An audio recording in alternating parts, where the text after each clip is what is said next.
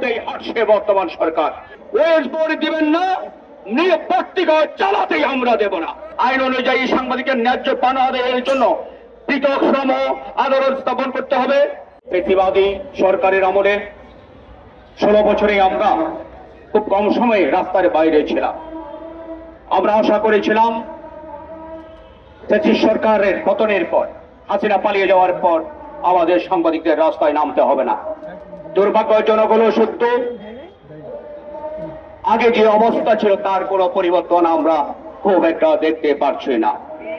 এখন হয়তো ফ্যাসিস্টের দালালরাই একটু উঠিয়ে গেছেন, আমরা একটু কথা বলতে পারছি, এর বাইরে আমাদের কোনো দাবি দাওয়াগুলো পূরণ করা হয়নি। আমরা এইখানে দাঁড়িয়ে সরকার আসার পরও বারবার সমাবেশ করেছি, তাদেরকে আহ্বান জানিয়েছি, তারা মোটো কর্ণপাত করেনি। এরা হাসিনার পথেই হাঁটছে বর্তমান সরকার। আমরা এর নিন্দা জানাই। আমরা আজকের এই সমাবেশ থেকে আমাদের 39 দফা দাবি উপস্থাপন করছি, যেটি আমাদের সাংবাদিকদের দাবি। প্রিন্ট মিডিয়া, ইলেকট্রনিক মিডিয়া, সংবাদ সংস্থা, আমাদের অনলাইন রেডিও, টেলিভিশন এবং মাল্টিমিডিয়ার সাংবাদিকদের জন্য যেমন এখানে মালিকদের যে পক্ষে যায় এমন দাবিও আছে। আমরা সেই দাবিগুলো আজকে আপনাদের সামনে তুলে ধরতে চাই। আমাদের 39 দফা দাবির মধ্যে 1 নম্বর দাবি হচ্ছে no wage board, no media নীতি কার্যকর করতে হবে। আপনারা জানেন যে নবম ওয়েজ বোর্ড কার্যকর হলো বাংলাদেশের অধিকাংশ গণমাধ্যমে নবম ওয়েজ বোর্ড কার্যকর হয়নি। নবম ওয়েজ বোর্ড কার্যকর হয়েছে বলে সাংবাদিকদের নবম ওয়েজ বোর্ডের বেতন না দিয়ে নবম ওয়েজ বোর্ড দেখে বিজ্ঞাপন নেওয়া হচ্ছে।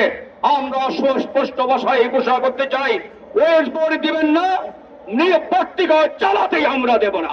একমাত্র স্মার্ট সিটি বসুন্ধরা, আধুনিকতায় এক ধাপ এগিয়ে। আমাদের দ্বিতীয় দাবি হচ্ছে অবিলম্বে স্বাধীন ও কার্যকর তথ্য কমিশন গঠন করতে হবে। এখন একটা তথ্য কমিশন আছে, তদন্তবিহীন তথ্য কমিশনের কোন কাজ আপনারা জানেন কি আমি জানি না। এই যে বিরোধী নেতা হিসেবে তাদের কি কাজ, আমি এখন কি কাজ করছেন তা আমার জানা নেই। আমাদের তৃতীয় দাবি হচ্ছে প্রিন্ট ও ইলেকট্রনিক মিডিয়া, রেডিও, সংবাদ সংস্থা, অনলাইন ও মাল্টিমিডিয়ার জন্য নবম ওয়েজ বোর্ড বাস্তবায়ন এবং 10ম ওয়েজ বোর্ড গঠন করতে হবে। দীর্ঘদিন ধরে সাংবাদিকের জন্য নবম ওয়েজ বোর্ড বাস্তবায়নের কথা বলা হলো, কার্যত তা হচ্ছে না। অধিকাংশ সংবাদ মাধ্যম নবম ওয়েজ বোর্ড মাধ্যমে নবম ওয়েজ বোর্ড কার্যকর হয়নি, অথচ দ্রব্যমূল্য ঊর্ধ্বগতির কারণে জীবনযাত্রার ব্যয় বেড়েই চলেছে। তাই বর্তমান সরকারকে দ্রুত নবম ওয়েজ বোর্ড বাস্তবায়ন এবং 10ম ওয়েজ বোর্ড গঠনের বিষয়ে কার্যকর পদক্ষেপ নিতে হবে। আমাদের 4 নম্বর দাবি হচ্ছে সাংবাদিক সুরক্ষা নীতিমালা প্রণয়ন করতে হবে। একইভাবে সংবাদপত্রের স্বাধীনতাকেও যে কোনো মূল্যে রক্ষা দিতে হবে। আইনি কাঠামো দ্বারা সুরক্ষা না দিলে সাংবাদিক সমাজ প্রতিনিয়ত রাষ্ট্রযন্ত্র দ্বারা নিগৃহীত হতে থাকবে এবং বর্তমান সময়ে প্রতিনিয়ত তাই হচ্ছে। 5 নম্বর, সাংবাদিকদের সাপ্তাহিক ছুটি 2 দিন করতে হবে। সরকারি প্রতিষ্ঠানগুলোতে সপ্তাহে 2 দিন ছুটি বুক করে, অধিকাংশ বেসরকারি প্রতিষ্ঠানেও সরকারি ছুটি 2 দিন চালু আছে, কেবল সাংবাদিকদের ক্ষেত্রে 1 দিন। আবার সাপ্তাহিক ছুটিতে কাজ করলে তার জন্য ওটিও পান না। আমরা সংবাদপত্রে 2 দিনের ছুটি দাবি করছি। 6 নম্বর, সাংবাদিক হত্যা, হয়রানি এবং নির্যাতন বন্ধ করতে হবে।